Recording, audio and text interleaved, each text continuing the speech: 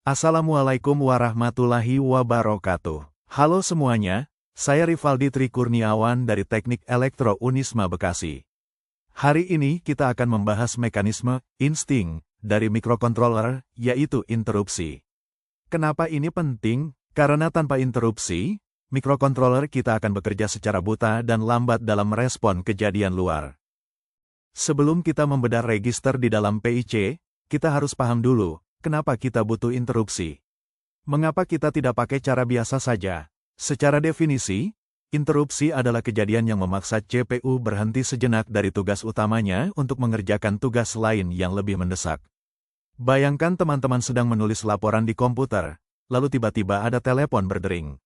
Teman-teman berhenti menulis, mengangkat telepon, lalu setelah selesai kembali menulis lagi. Itulah interupsi. Untuk memudahkan, kita bandingkan dengan metode polling. Di metode polling, mikrokontroler seperti orang yang paranoid, setiap detik dia bertanya pada sensor, ada data. Ada data, ada data, ini sangat melelahkan bagi CPU dan memboroskan daya. Sebaliknya, dengan interupsi, mikrokontroler bisa santai menjalankan program utama. Ia baru akan bereaksi jika ada bel atau sinyal masuk. Hasilnya, responnya sangat cepat atau kita sebut low latency, penggunaan baterai lebih hemat, dan mikrokontroler kita seolah-olah bisa melakukan banyak hal dalam satu waktu atau multitasking. Sekarang kita masuk ke bagian teknis, bagaimana PIC mengatur begitu banyak sumber interupsi. Bayangkan mikrokontroler ini memiliki sebuah pintu darurat tunggal yang alamatnya selalu sama, yaitu 0004H. Alamat inilah yang kita sebut sebagai interrupt vector. Kemanapun sumber interupsinya, CPU akan selalu lari ke alamat ini terlebih dahulu. Namun, agar interupsi bisa sampai ke CPU, ia harus melewati 3 lapis penjagaan atau gerbang logika. Pertama, ada flag bit, if. Ini adalah bendera yang otomatis berkibar saat sebuah kejadian terjadi, misalnya timer yang sudah penuh. Kedua, ada enable bit, IE. Ini adalah izin lokal. Walaupun benderanya berkibar, kalau kita tidak mengaktifkan izinnya, CPU tetap tidak akan tahu. Dan yang paling penting adalah GI atau Global Interrupt Enable. Ini adalah saklar utama di pusat sistem. Jika GI ini mati, 0, maka semua interupsi di seluruh mikrokontroler akan diabaikan, tidak peduli seberapa daruratnya.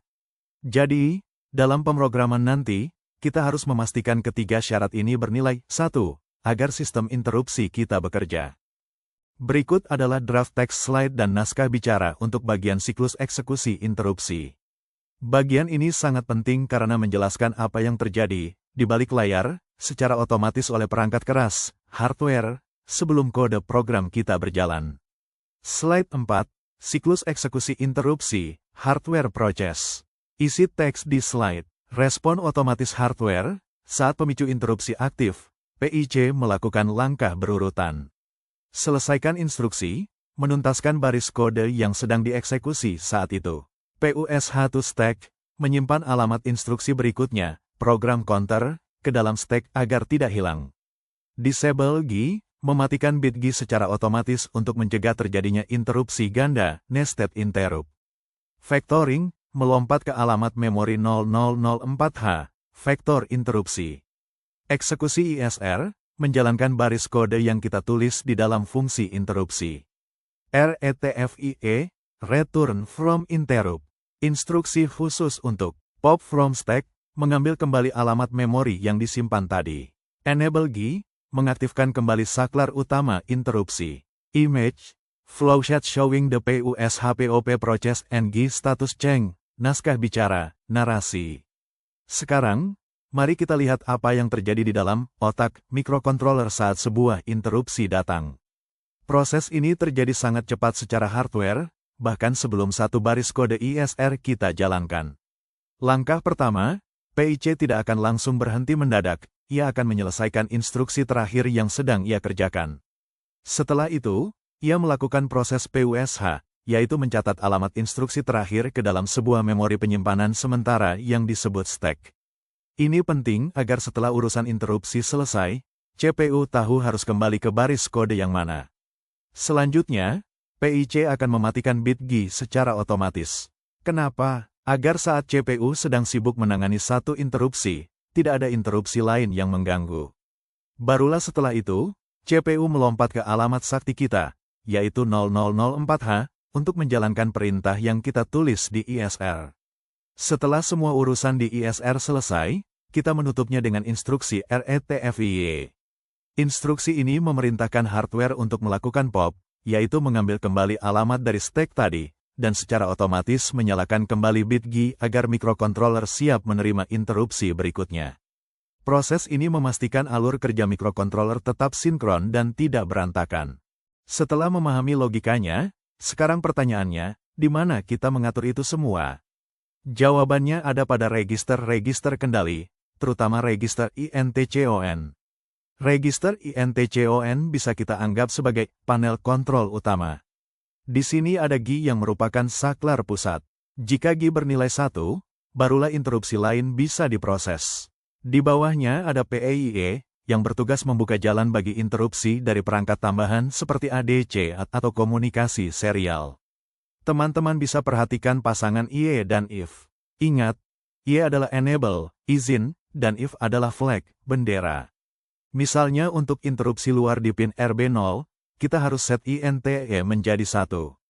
Dan jika nanti terjadi interupsi, PIC akan otomatis mengubah INTF menjadi 1. Selain INTCON, ada juga register PI dan PIR.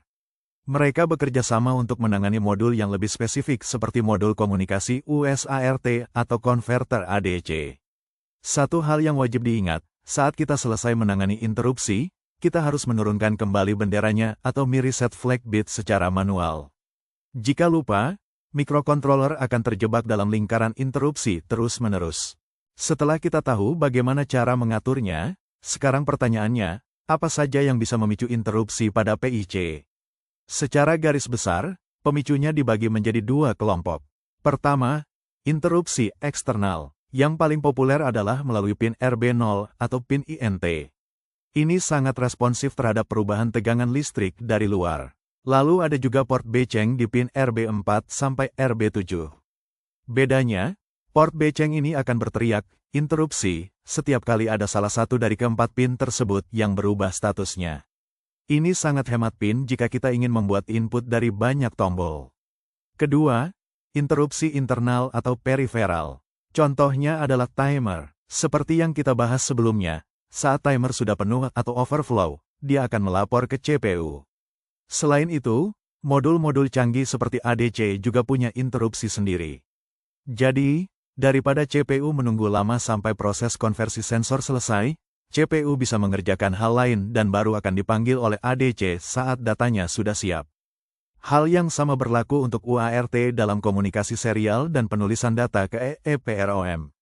Semua ini dirancang agar mikrokontroler kita bisa bekerja seefisien mungkin tanpa ada waktu yang terbuang sia-sia untuk menunggu. Sekarang, bagaimana cara kita menuangkan semua teori ini ke dalam baris kode? Ada prosedur baku yang harus kita ikuti agar program kita berjalan lancar. Langkah pertama adalah inisialisasi. Di program utama, kita harus membuka izinnya dulu. Ibarat menyalakan saklar lampu, kita aktifkan bit Y yang kita perlukan dan jangan lupa aktifkan saklar pusatnya, yaitu G. Selanjutnya, kita buat fungsi khusus bernama ISR, Interrupt Service Routine. Disinilah tempat kita menuliskan apa yang harus dilakukan mikrokontroler saat interupsi terjadi. Perlu diingat, karena PIC hanya punya satu alamat vektor interupsi, semua kejadian, baik itu timer, tombol, atau ADC, akan masuk ke fungsi yang sama. Oleh karena itu, di dalam fungsi ISR, kita harus melakukan checking flag. Kita tanya satu-satu, apakah timer 0 yang aktif? Ataukah tombol eksternal? Langkah yang paling krusial adalah clear flag. Setelah kita selesai menangani sebuah interupsi, kita wajib menurunkan benderanya secara manual melalui kode. Jika teman-teman lupa menuliskan TMR0IF sama dengan 0, mikrokontroler akan mengira ada interupsi baru lagi dan akan kembali ke ISR terus-menerus. Akibatnya, program utama teman-teman tidak akan pernah berjalan lagi. Untuk memberikan gambaran nyata, mari kita lihat contoh aplikasi tachometer atau alat pengukur RPM motor. Bayangkan motor berputar hingga ribuan kali per menit. Jika kita menggunakan metode pengecekan biasa, polling, ada kemungkinan besar CPU sedang sibuk mengurus tampilan LCD saat sensor mendeteksi lubang cakram, sehingga hitungan kita meleset. Disinilah external interrupt beraksi. Kita hubungkan sensor ke pin RB0. Setiap kali sensor mendeteksi lubang, dia akan langsung memicu interupsi. CPU akan berhenti sejenak, hanya dalam hitungan mikrodetik, untuk menambah angka pada variabel counter, lalu kembali bekerja. Kita juga menggunakan timer untuk menentukan durasi 1 detik. Setelah 1 detik tercapai, kita tinggal mengalihkan jumlah counter tersebut untuk mendapatkan nilai RPM-nya. Dengan cara ini, meskipun motor berputar sangat cepat dan CPU sedang sibuk menampilkan data yang kompleks di LCD, tidak akan ada satupun putaran motor yang luput dari hitungan. Inilah kehebatan interupsi dalam menangani sistem yang bersifat time critical. Tiba kita di penghujung materi mengenai interupsi pada PIC. Ada 3 hal penting yang perlu teman-teman bawa pulang hari ini. Pertama, pahamilah bahwa interupsi bukan sekadar fitur tambahan, melainkan fondasi agar sistem kita bisa responsif dan cerdas. Tanpa interupsi, mikrokontroler kita hanya akan bekerja secara kaku. Kedua, ingatlah selalu 3 pilar utamanya, G, IE, dan IF. Jika interupsi teman-teman tidak berjalan, periksalah satu persatu, apakah saklar globalnya sudah on, apakah izin lokalnya sudah diberikan, dan apakah benderanya sudah terbaca. Terakhir, ada aturan emas dalam memprogram interupsi, buatlah fungsi ISR sesingkat mungkin. Jangan pernah memasukkan fungsi tunda atau delay di dalam interupsi, karena itu akan menyandera CPU dan menghambat program utama.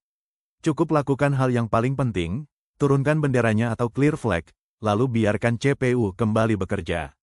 Dengan menguasai konsep ini, teman-teman sudah selangkah lebih maju dalam merancang sistem kontrol yang profesional. Jadi, interupsi bukan sekadar fitur tambahan, melainkan kebutuhan pokok untuk aplikasi yang menuntut keamanan dan efisiensi tinggi. Sekian dari saya. Semoga materi ini memperkuat pemahaman teman-teman di dunia sistem tertanam dan menjadi amal jariah bagi kita semua. Wassalamualaikum warahmatullahi wabarakatuh.